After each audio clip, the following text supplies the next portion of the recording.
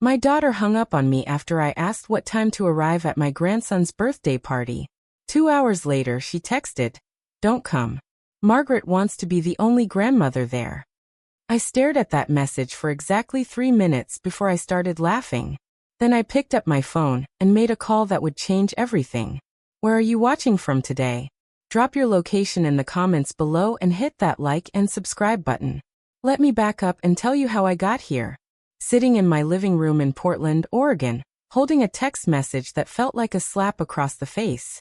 Because this story didn't start with Sarah's cruelty. It started 3 weeks ago when she called me crying.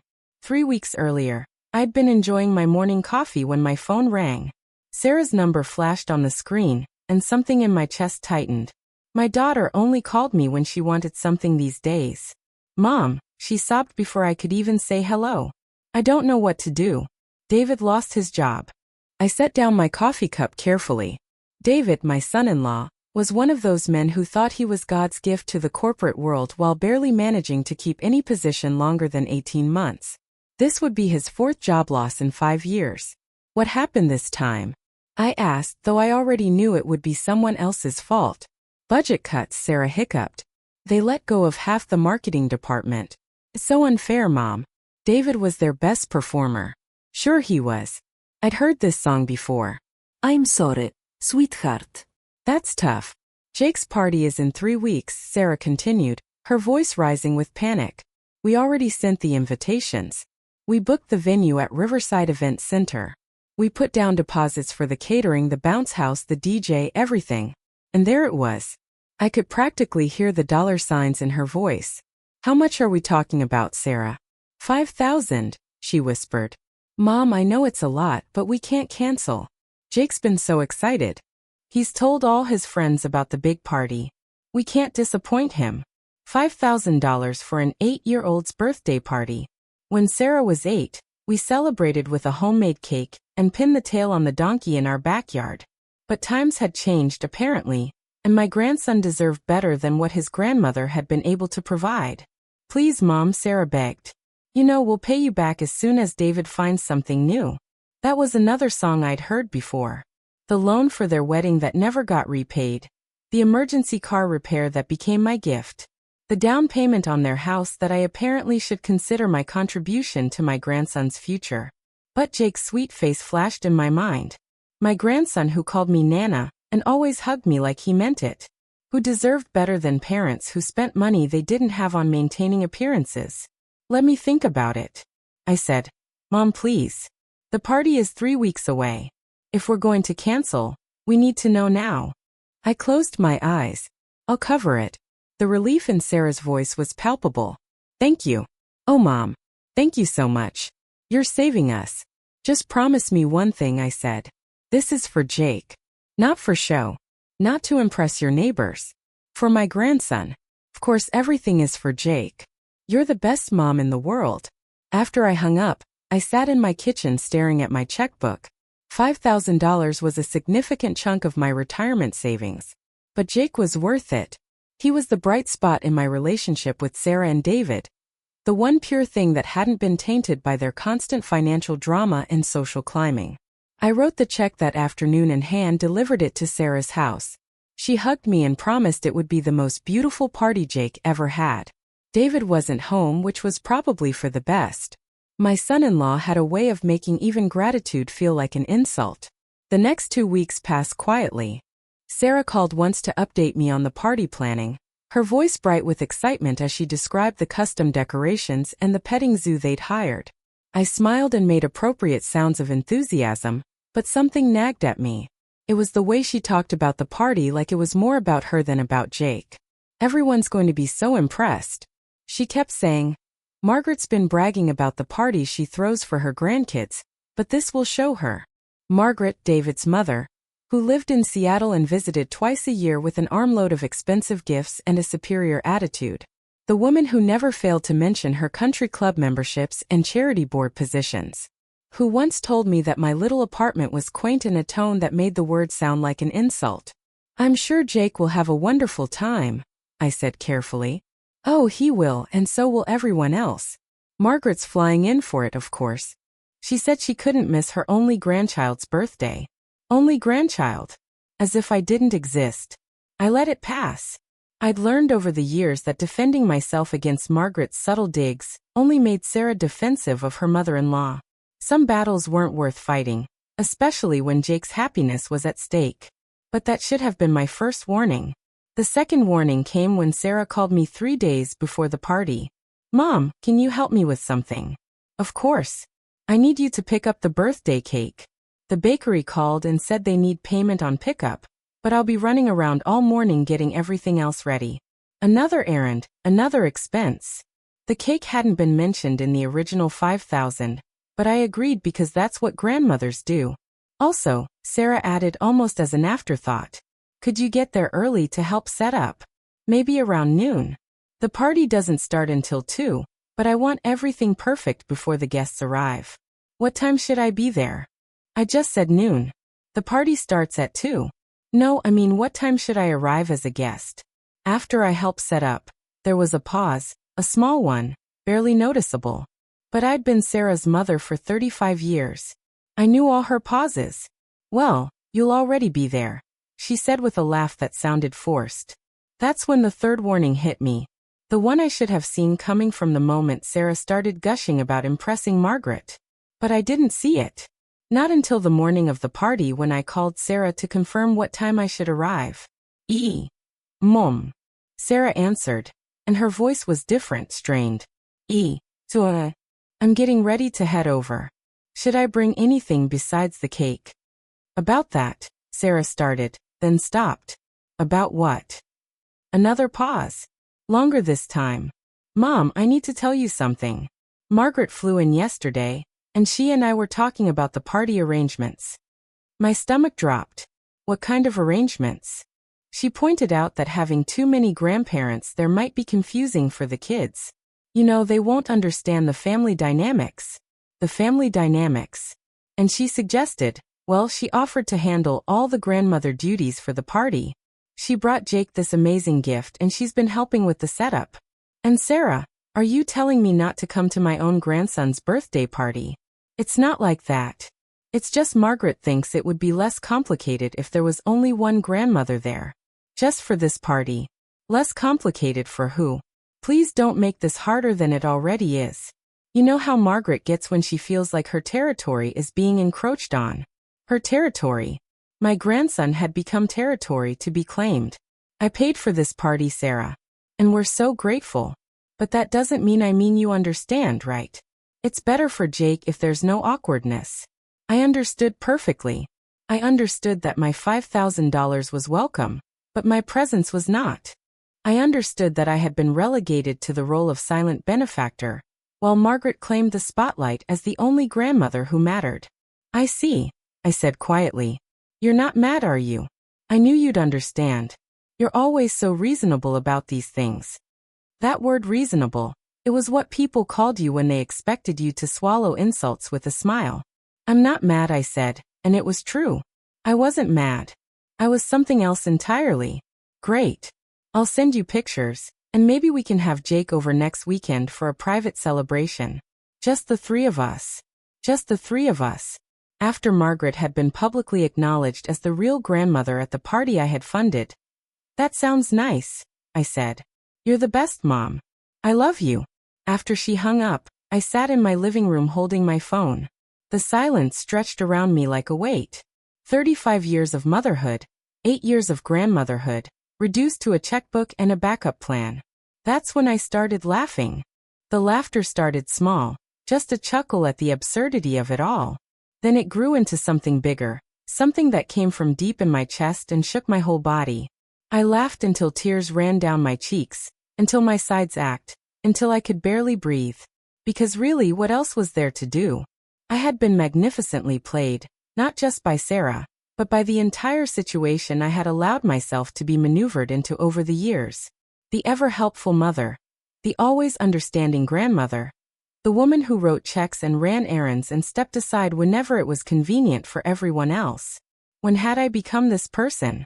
I thought back to who I used to be, Helen Patricia Morrison, before I was Sarah's mother or Jake's grandmother. I had been the office manager at a busy law firm for 23 years. I had handled attorneys' egos and clients' crisis and administrative chaos with efficiency and steel. I had been respected, valued, irreplaceable. That woman never would have let someone spend her money and then ban her from the event she had funded. But somehow over the years, I had morphed into this softer version of myself. This accommodating woman who prioritized family harmony over her own dignity, who swallowed disappointments rather than cause conflict. Well, that woman was about to retire. I picked up my phone and scrolled through my contacts until I found the number I was looking for. James Patterson, not the novelist. This James Patterson was a private investigator I had worked with during my years at the law firm. Sharp, thorough, and completely without sentiment when it came to uncovering uncomfortable truths. Helen Morrison, he said when he answered, recognition clear in his voice. It's been 5 years? 6, I corrected, since the Richardson case. Right. The cheating spouse. What can I do for you? Don't tell me you need someone investigated. I was quiet for a moment, considering my next words carefully. Actually, James, I do. I told him what I needed. It wasn't complicated, but it would require some finesse. James listened without interrupting, occasionally asking clarifying questions that told me he understood exactly what I was asking for. When do you need this? He asked when I finished. Today, this afternoon, specifically around 2 o'clock. That's short notice. I can pay extra for the rush job. How much extra? I named a figure that made him whistle low. Helen, what exactly is going on here? Let's just say I'm making sure my grandson's birthday party has all the appropriate family representation. There was a pause while James processed this. Then he chuckled. You know what? I don't even need the details. Consider it done. Thank you, James. Don't thank me yet. Wait until you see the results. After I hung up, I made my second call. This one to Riverside Event Center.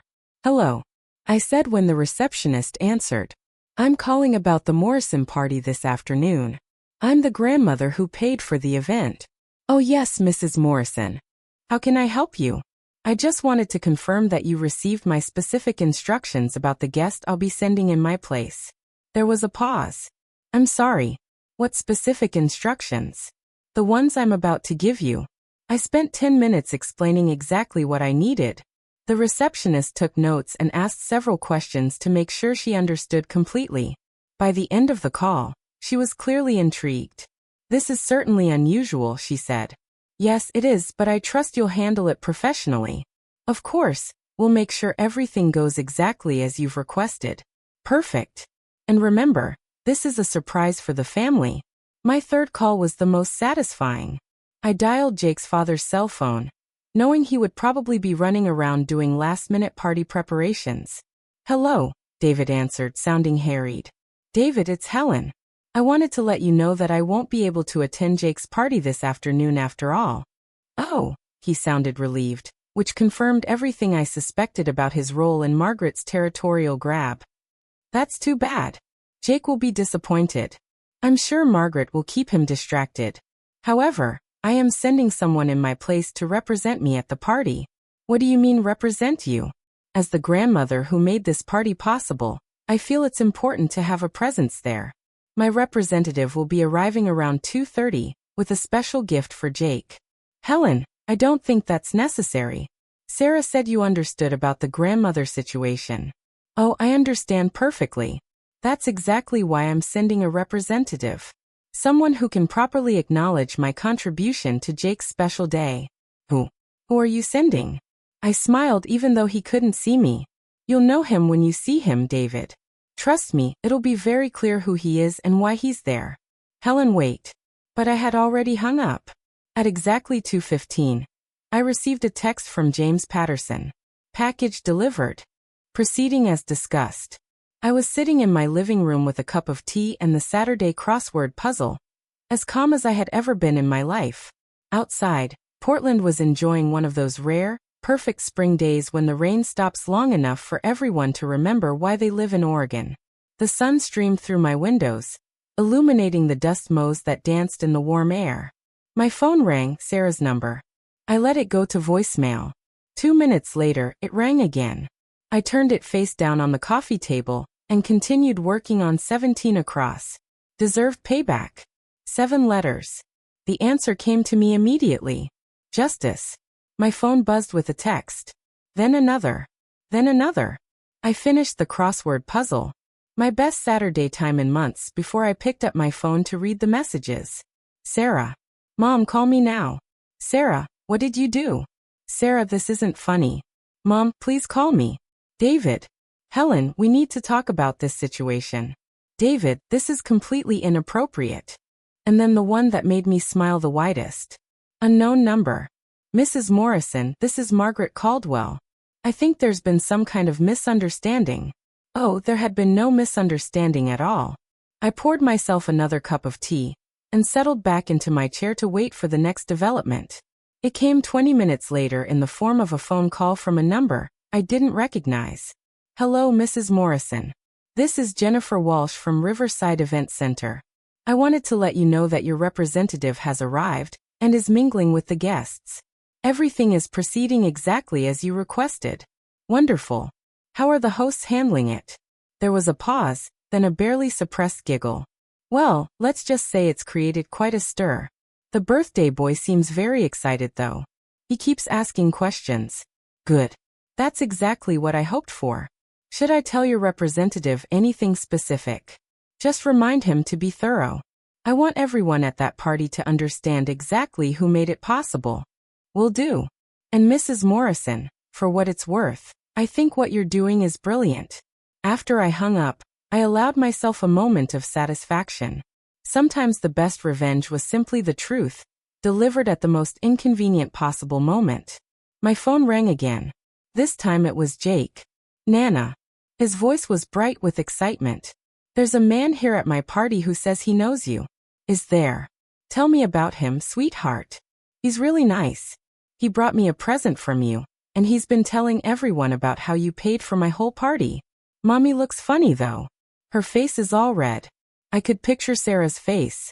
I had seen that particular shade of red many times over the years, usually when she was caught in some manipulation that backfired. Are you having a good time at your party, Jake? The best time. The bounce house is amazing, and the cake is huge, and there's a petting zoo with baby goats. Thank you for making my party happen, Nana. The man told me you used your special grandmother money to make sure I had the best birthday ever. You're welcome, sweetheart. You deserve a wonderful party.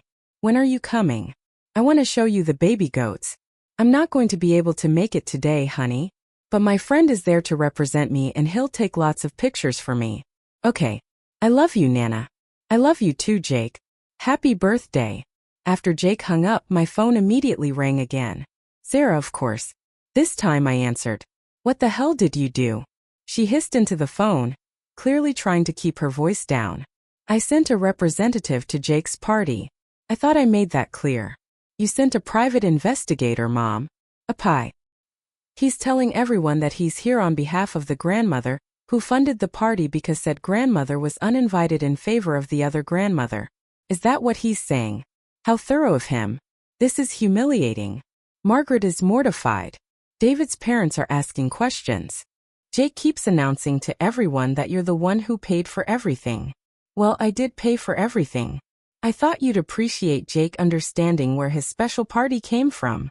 You're embarrassing our entire family. I'm simply making sure the facts are clear. You wanted only one grandmother at the party. Now everyone knows exactly which grandmother made the party possible. Mom, please call him off. Tell him to leave. Oh, I can't do that, sweetheart. I hired him for the full event. He's very thorough. I imagine he'll be mingling and sharing information for at least another hour. Information? What information? I smiled into the phone. Just the facts, Sarah. The timeline of events, the financial details, the family dynamics that led to this situation. You know, context. The silence on the other end of the line was deafening. You planned this, Sarah finally whispered. I planned to make sure my grandson knew how much his Nana loves him and wanted to celebrate his special day. If that happens to clarify some family dynamics for your guests, well, that's just a bonus. Margaret wants to leave. That would be unfortunate. She flew all the way from Seattle for this. She's saying she's never been so insulted in her life. Really? I would have thought being confronted with the truth would be less insulting than living a lie. But perhaps Margaret has different standards than I do. Another long silence. I can't believe you did this to me, Sarah said, her voice thick with tears. And there it was, the thing that had been building between us for years, finally out in the open. I didn't do anything to you, Sarah. I did something for myself. For the first time in a very long time, I chose my own dignity over your comfort. If you find that inconvenient, perhaps you should examine why. You've ruined Jake's party. No, sweetheart. I paid for Jake's party. You're the one who decided to make it a battlefield. I hung up before she could respond. At 4:30, James Patterson called to give me his report. Mission accomplished, he said, and I could hear the amusement in his voice. That was the most entertaining job I've had all year. Tell me everything. Well, I arrived right on schedule and introduced myself to the event coordinator as your representative. She was fantastic, by the way. Really played her part. She announced to the hosts that the grandmother who had funded the party had sent a special representative since she couldn't attend personally. How did they react? Your daughter turned white as a sheet. The son-in-law started stammering about how there must be some misunderstanding. But the other grandmother, Margaret, I think, she stepped right up and demanded to know who I was and what I wanted. I settled deeper into my chair. And so I explained that I was there on behalf of Helen Morrison, the maternal grandmother, who had generously funded the entire celebration, but had been asked not to attend so that Margaret could be the only grandmother present.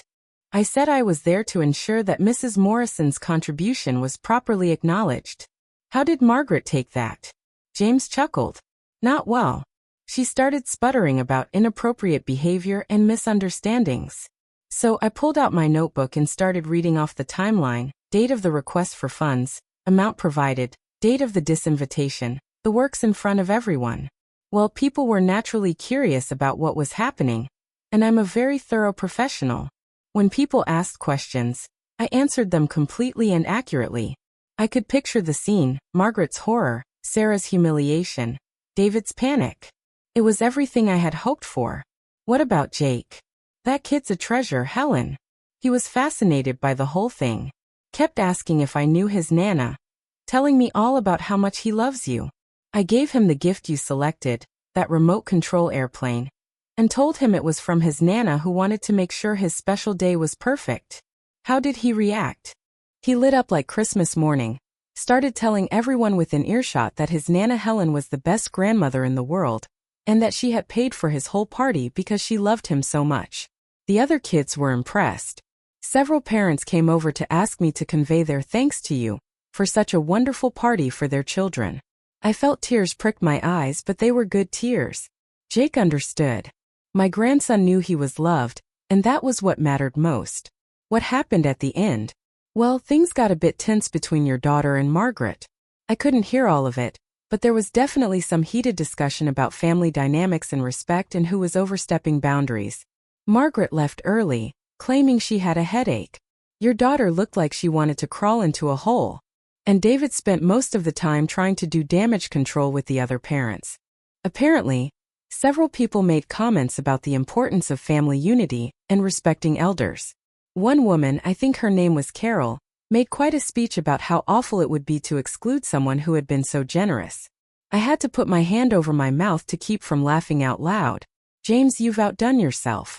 It was my pleasure, Helen.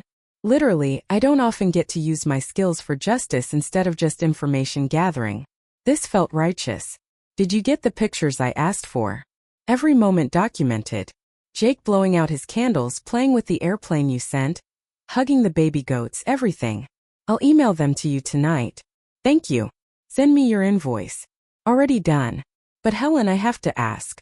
What happens next? I considered this. What did happen next? I had made my point, protected my relationship with Jake, and forced some uncomfortable truths into the light. But this was just the beginning. Now we see who calls first, I said. As it turned out, I didn't have to wait long. My doorbell rang at 6:45. I looked through the peephole and saw Sarah standing on my front porch, still in her party dress, her makeup smeared and her hair disheveled. I opened the door. Sua tarde. How was the party? She stared at me for a long moment, then shook her head. May I come in? I stepped aside to let her pass. She walked into my living room and sat heavily on the couch, putting her face in her hands. Margaret flew back to Seattle tonight, she said without looking up. She said she refuses to be part of a family that tolerates such disrespect. I'm sorry to hear that. Sarah's head snapped up. Are you really sorry? I sat down across from her and met her eyes. I'm sorry that Margaret was upset. I'm not sorry that the truth came out. The truth is that you humiliated me in front of all of Jake's friends' parents. The truth is that you made me look like a terrible daughter.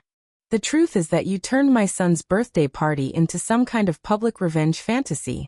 No, Sarah. The truth is that I paid $5,000 for a party, and was then told I couldn't attend, because another grandmother wanted to play family. The truth is that you chose to prioritize Margaret's feelings over mine.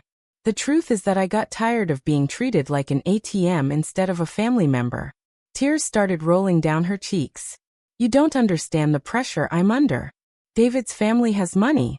They have connections. Margaret judges everything I do, every choice I make. If she disapproves of how I handle things, it affects David's relationship with his parents. And what about your relationship with your parent? That's different. You're always understanding. You always support me no matter what.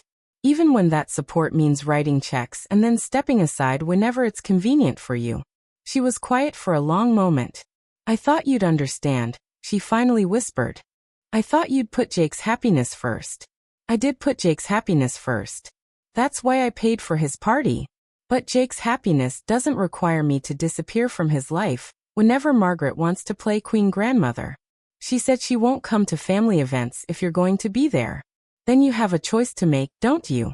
Sarah looked at me with something like panic in her eyes.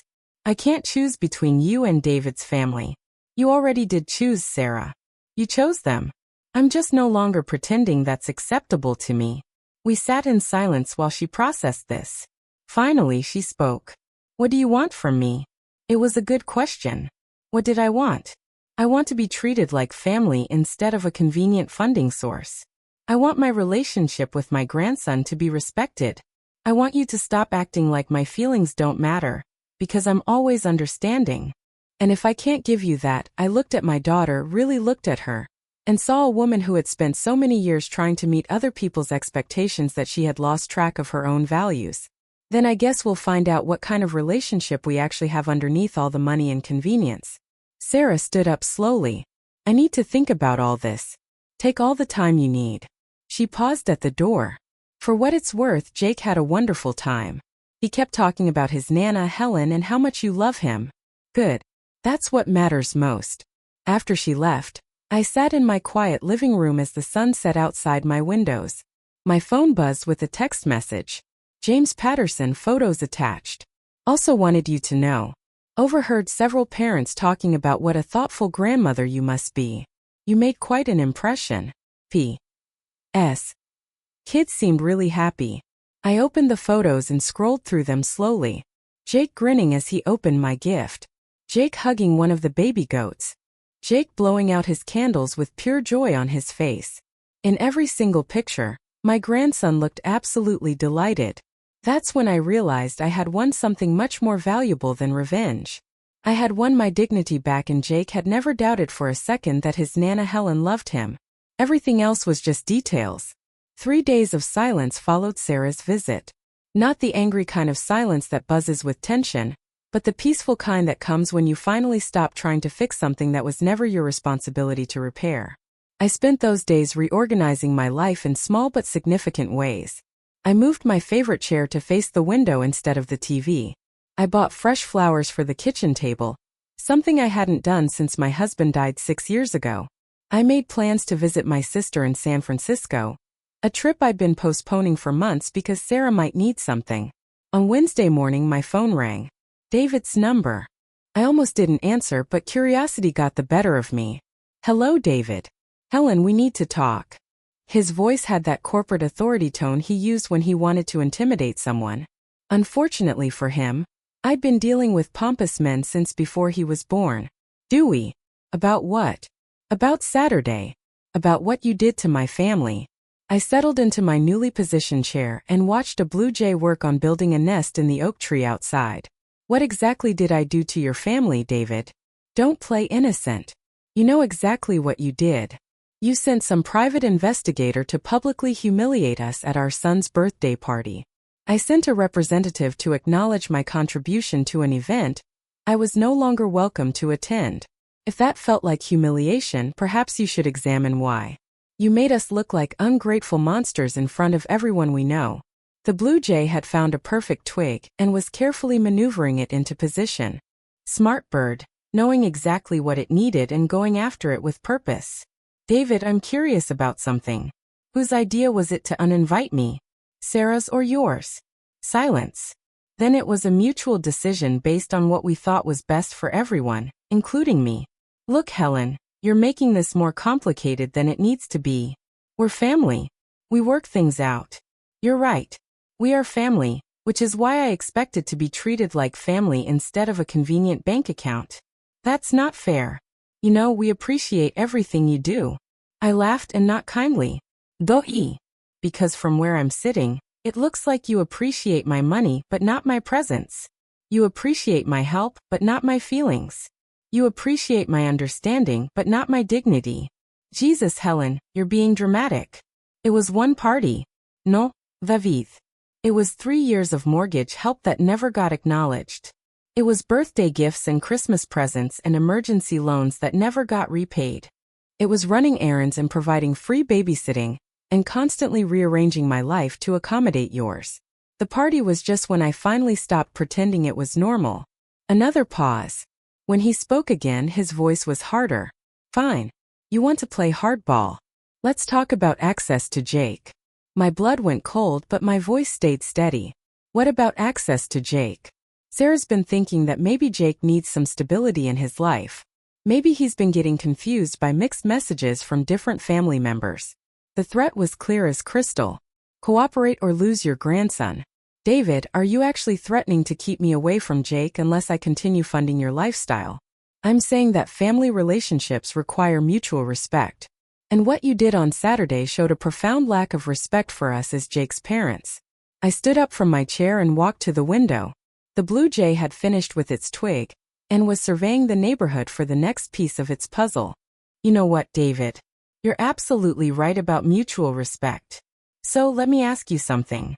Do you remember the conversation we had last Christmas about Jake's college fund? What about it? Do you remember how you and Sarah agreed that I should set up an education account for him? How we discussed making me the trustee so the money would be protected? David was quiet. Do you remember signing those papers, David? The ones that give me legal standing as trustee of Jake's education fund. The fund that now contains $47,000 of my money. What are you saying? I'm saying that if you want to play games with access to my grandson, you should probably understand the full scope of what you're threatening. Because that college fund, it requires my signature for any withdrawals. And if I'm not allowed to maintain a relationship with the beneficiary, well, I might have to reconsider whether the fund is being used as intended. The silence stretched so long. I thought he might have hung up. You wouldn't do that to Jake, he finally said. You're right. I wouldn't do anything to hurt Jake, but I also won't continue to be extorted by his parents. So here's what's going to happen, David. You're going to sit down with Sarah and decide whether you want a grandmother who's involved in Jake's life, or whether you want to see how well you manage without any of the support I've been providing. Support? Helen, we never asked you to. Oh, but you did ask. Every month when you needed help with the mortgage. Every crisis when you needed emergency funds. Every time you needed a babysitter or someone to pick Jake up from school or help with birthday parties. You asked and I gave because that's what family does. We're grateful for all of that. No, David. Grateful people say thank you and treat their benefactor with respect. What you've been doing is taking my help for granted while treating me like an inconvenience. I could hear him breathing hard. So, what do you want from us? I want what I've always wanted. To be treated like family instead of an ATM. To have my relationship with my grandson, respect it. To not be dismissed whenever it's convenient for someone else. And if we can't give you that, I watched the blue jay take flight, probably heading off to find the next piece of its nest. Then, I guess you'll find out how expensive it is to maintain your current lifestyle without my help. The next call came from Sarah 2 hours later. She'd obviously been crying. Mom, David told me what you said about the college fund.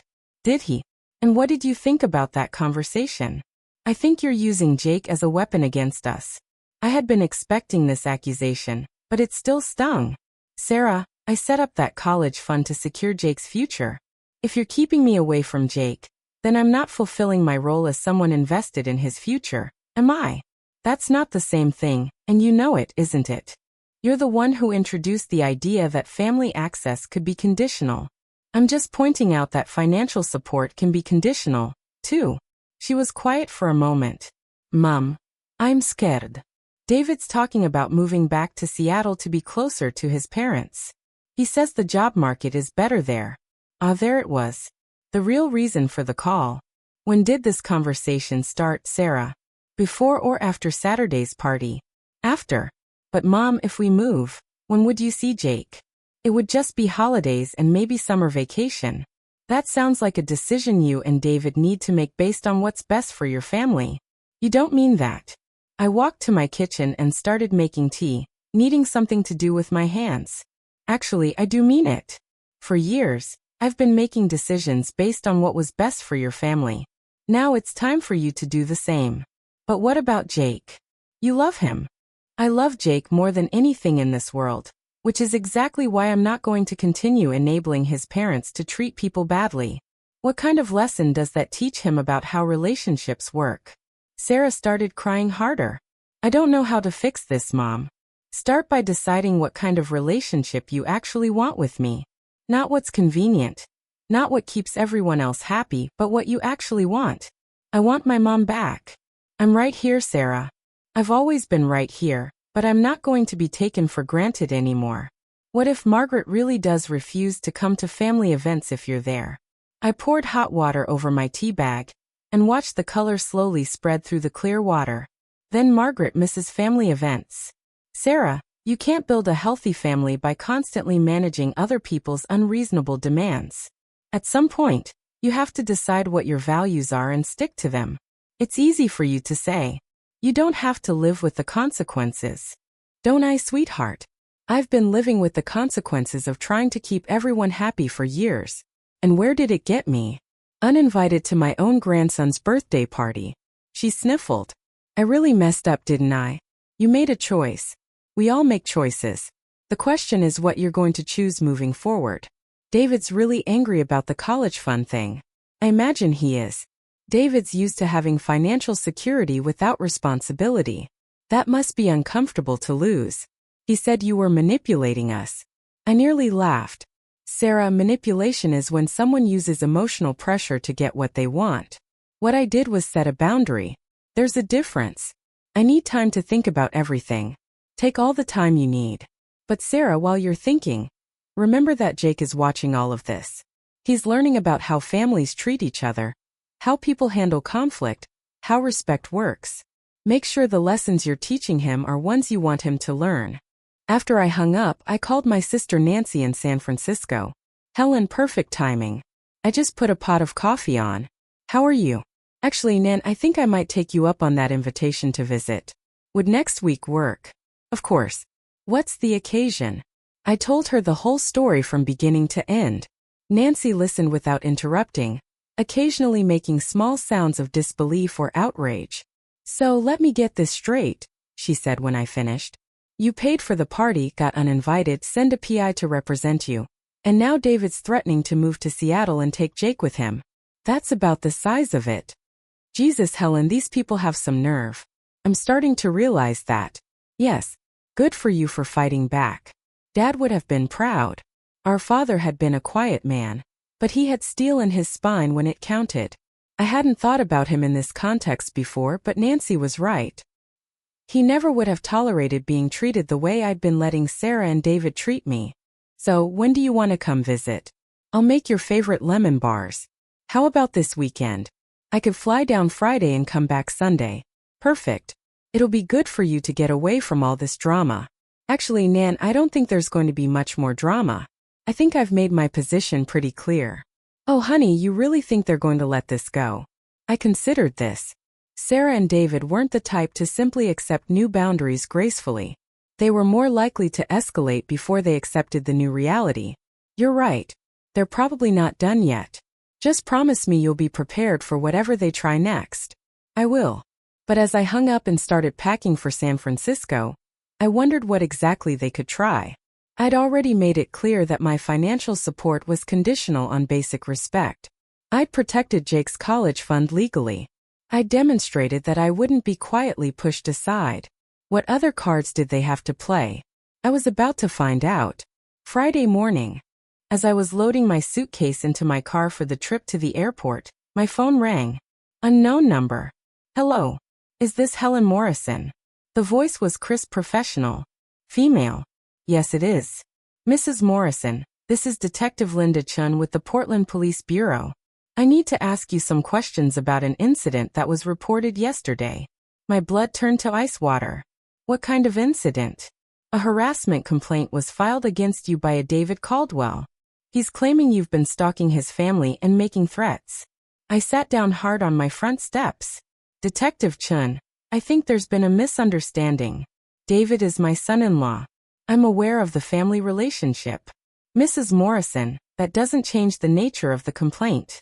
Mr. Caldwell alleges that you hired someone to show up at a private family event and harass guests, and that you've since been making threatening phone calls about withholding financial support. The audacity was breathtaking. David was trying to criminalize my refusal to be a doormat. Detective, I'd be happy to speak with you about this, but I think you should know that I have documentation of everything that's happened, including recorded phone calls. Recorded calls. Are you saying you've been recording conversations without consent? Oregon is a one-party consent state. Detective, I've been recording conversations since this situation began to protect myself legally. There was a pause. I see. Would you be willing to come in and discuss this matter? Of course. But I should mention that I was just leaving for San Francisco for the weekend. Could we schedule something for Monday morning? That would be fine. But Mrs. Morrison, I need to advise you to have no contact with the complainant or his family until we've had a chance to discuss this. Understood. After I hung up, I sat on my steps staring at my phone. David had actually called the police on me for standing up for myself. I called James Patterson. Helen, how's retirement from doormat duty treating you? James, I need your help again. David just sicked the police on me. What? The humor vanished from his voice. On what grounds? I explained the situation. James listened, occasionally cursing under his breath. Helen, this is ridiculous. You hired me to attend an event as your representative.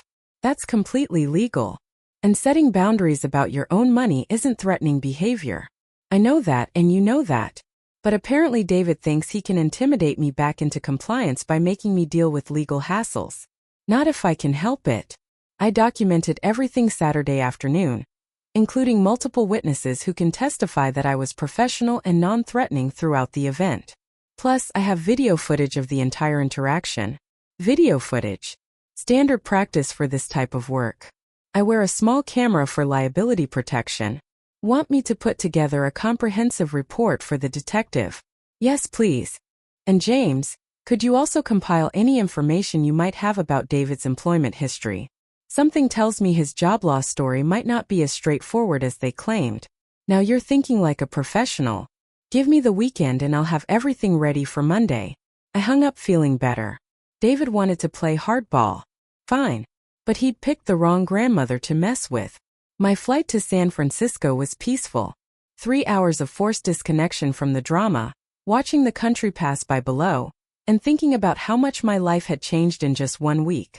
Nancy met me at baggage claim with a huge hug, and her characteristic no-nonsense assessment. You look good, Helen. Pissed off but good. I am pissed off. And for the first time in years I'm not apologizing for it. We spent the weekend talking, walking through Golden Gate Park, eating good food and laughing about old times. Nancy had raised 3 kids as a single mother after her husband left when the youngest was still in diapers. She knew something about dealing with people who tried to manipulate you through family obligations. The thing about bullies, she said as we sat in her garden Saturday evening, is that they escalate when their usual tactics stop working. David's trying to scare you back into compliance. Well, it's not working. Good. But Helen, be prepared for him to get creative. Men like David don't like being told no by women they consider beneath them. What do you mean? I mean, he sees you as a convenient ATM who got uppity. He's not going to accept that gracefully. Sunday night, as I was packing to fly home, my phone buzzed with a text from Sarah. Mom, please don't go to the police tomorrow. David's willing to drop the complaint if you apologize and agree to family counseling. I stared at the message for a full minute before typing back. I'll see Detective Chen as scheduled. If David wants to drop his false complaint, that's his choice. Sarah immediately called. Mom, please. This is getting out of hand. Can't we just go back to how things were? No, Sarah, we can't. How things were wasn't working for me. But the police, Mom, it doesn't have to go that far. I agree completely. It didn't have to go that far. But David chose to escalate it by filing a false police report. Now he gets to live with the consequences of that choice. He's just scared about the money situation. You know how he gets when he's stressed. Sarah, listen to yourself. You're making excuses for a man who tried to have your mother arrested for standing up for herself. Silence. If you stay on David's side in this, she finally said, I don't know what's going to happen to our relationship. And there it was, the final ultimatum. Choose David or lose your daughter. Sarah, I love you, but I'm not going to let myself be abused to maintain a relationship with you. If David's more important to you than treating your mother with basic respect, then I guess we'll find out what that means for our relationship. Mom, don't do this. I'm not doing anything. Sweetheart, I'm simply refusing to undo it. Monday morning at 9 a.m. I sat in Detective Chen's office with a folder full of documentation and James Patterson by my side as a witness. Detective Chen was younger than I'd expected, maybe 40, with sharp eyes and a manner that suggested she'd heard every story in the book. Mrs. Morrison, I've reviewed Mr. Caldwell's complaint, and I have to say some of his allegations seem unusual. How so?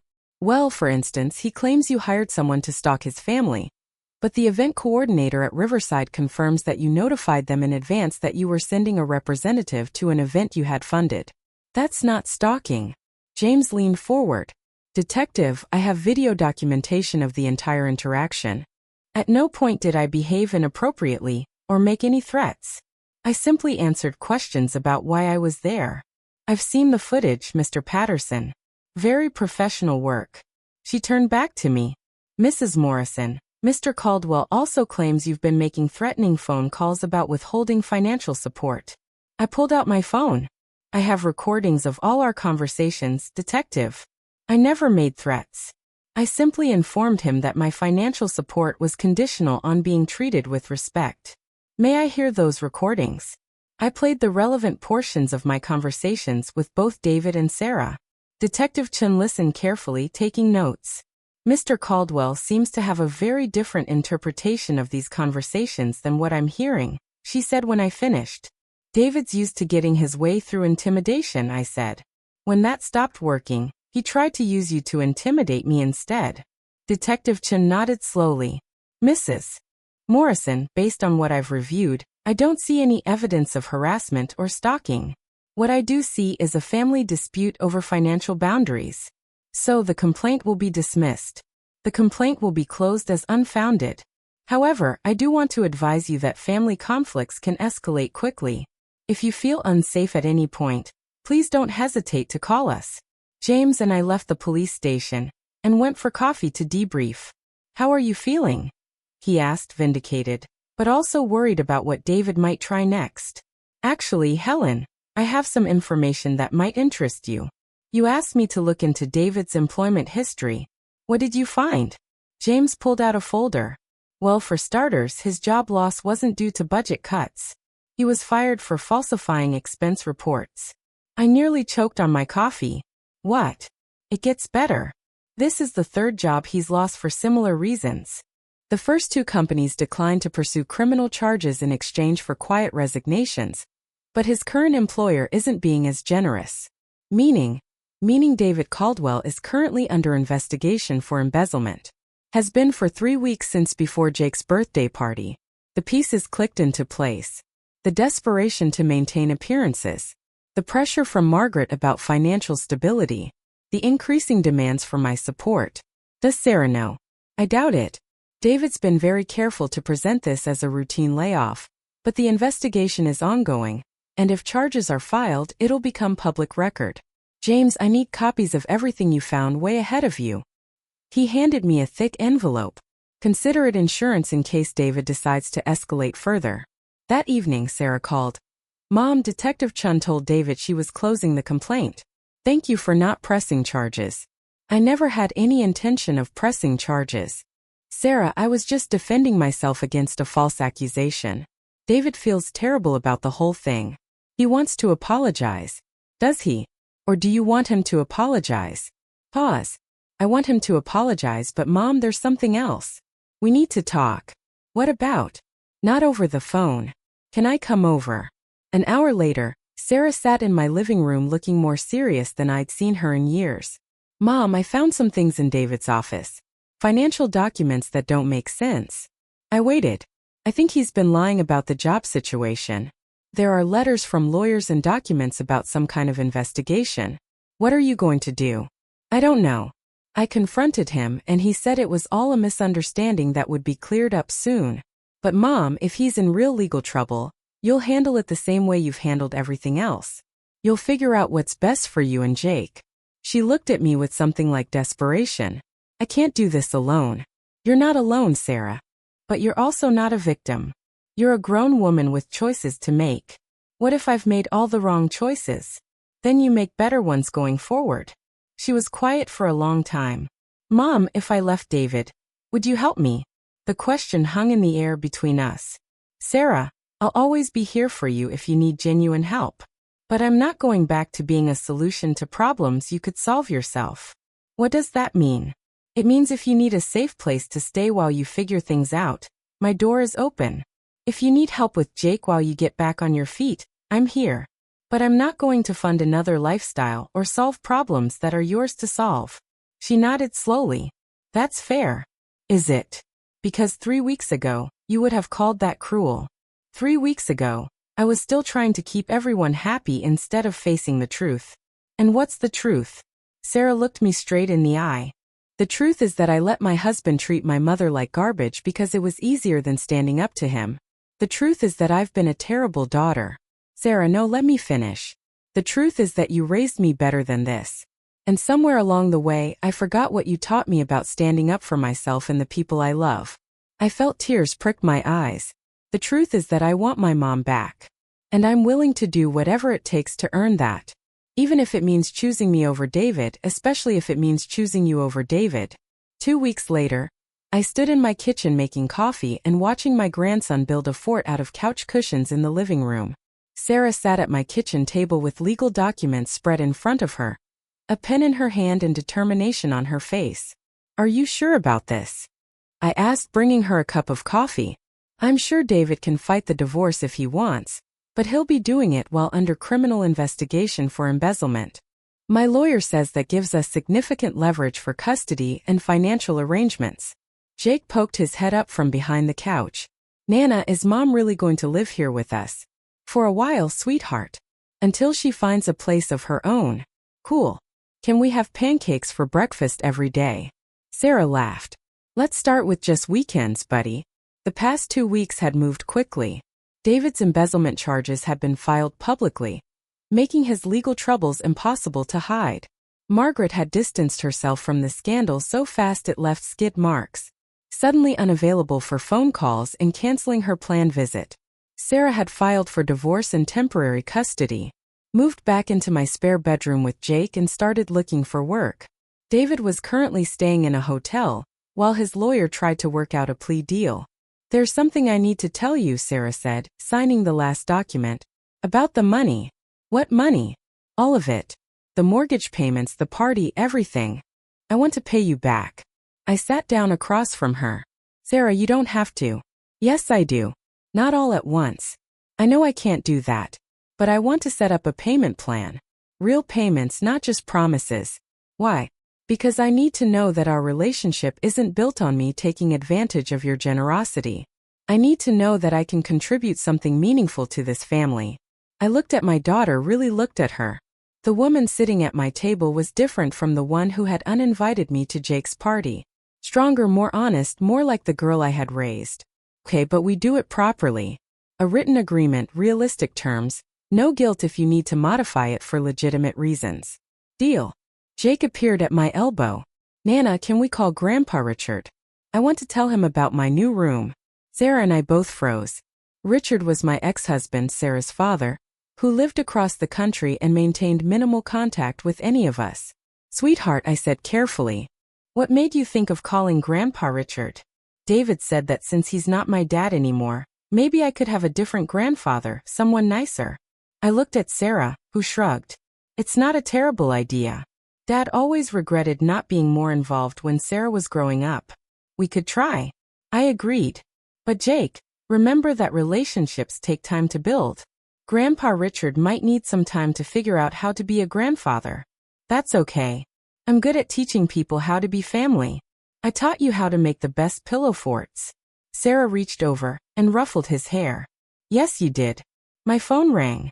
James Patterson. Helen, I wanted to give you an update on the David situation. I walked into the other room for privacy. What's the latest? He took a plea deal. 18 months probation, full restitution, community service, no jail time, but the felony conviction means he'll have trouble finding work in finance. How's he taking it? About as well as you'd expect. His lawyer called me yesterday, asking if you'd be willing to provide a character reference for him. I almost laughed. That's rich. I told him I'd pass along the request, but I didn't think you'd be interested. You thought right. There's something else.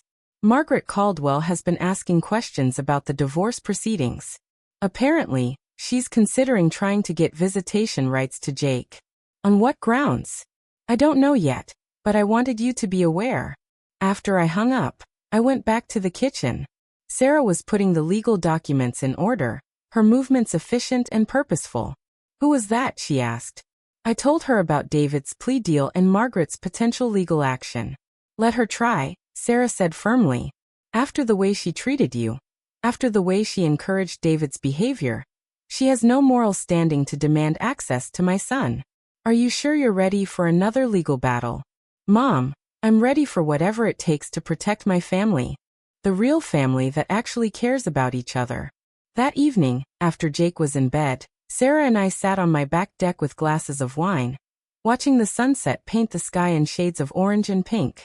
Do you think I made the right choice? She asked. Which choice? All of them, leaving David, moving back here, starting over at 38. I considered this. Sarah, I think you made the honest choice. Maybe for the first time in years. I keep thinking about what you said about Jake watching all of this, learning lessons about how families treat each other. What lessons do you think he's learning now? That people who love you don't try to control you. That money doesn't buy relationships. That it's never too late to do the right thing, even if it's hard. Those sound like good lessons to me. She was quiet for a moment. Mom, I'm sorry for all of it. For taking advantage of your kindness. For choosing David over you. For letting him treat you like you didn't matter. Sarah, you don't need to apologize anymore. You've already shown me you're sorry by changing your actions. I want to be the daughter you deserve. I reached over and took her hand. Sweetheart, you already are. We sat in comfortable silence as the stars began to appear.